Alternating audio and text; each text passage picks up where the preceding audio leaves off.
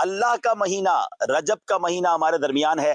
آج میں نے آپ کو کچھ باتیں بتانی ہے کہ جو آپ نے رجب میں کرنی ہے. سبحان اللہ، رجب میں ایک رات آتی ہے اور ایک دن آتا ہے جو بڑا ہی مبارک ہے. وہ 27ویں رجب ہے، وہ شب معراج ہے. وہ رات عبادت میں گزارنی ہے اور وہ دن روزہ رکھنا ہے. اس کی فضیلت کیا ہے؟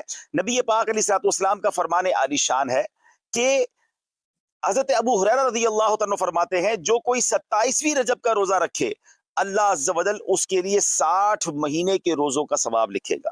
اللہ اکبر. اسی تاریخ کو نبی پاک علیہ الصلوۃ والسلام کو معراج شریف کا عظیم الشان معجزہ نصیب ہوا. چنانچہ اس دن جو روزہ رکھتا ہے، نبی پاک علیہ الصلوۃ والسلام فرماتے ہیں رجب میں ایک دن اور رات ہے، جو اس دن روزہ رکھے اور رات قیام یعنی عبادت کرے تو گویا اس نے 100 سال کے روزے رکھے. فرمایا 100 برس کی شب بیداری کی، اور یہ رجب کی 27ویں رات ہے.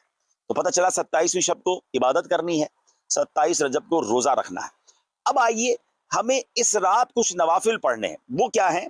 رجب میں ایک رات جس میں نیک عمل کرنے والے کو 100 برس کی نیکیوں کا ثواب ہے، وہ 27ویں شب ہے. جو اس میں 12 رکعتیں اس طرح پڑھے کہ ہر رکعت میں سورہ فاتحہ اور کوئی ایک سورت، اور ہر 2 رکعت پر التحیات پڑھے، اور 12 پوری ہونے پر سلام پھیرے.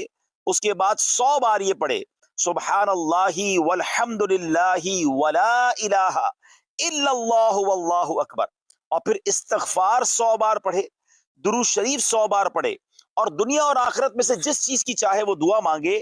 صبح روزہ رکھے تو اللہ پاک اس کی سب دعائیں قبول فرمائے گا سوائے اس دعا کے جو گناہ کے لیے ہو.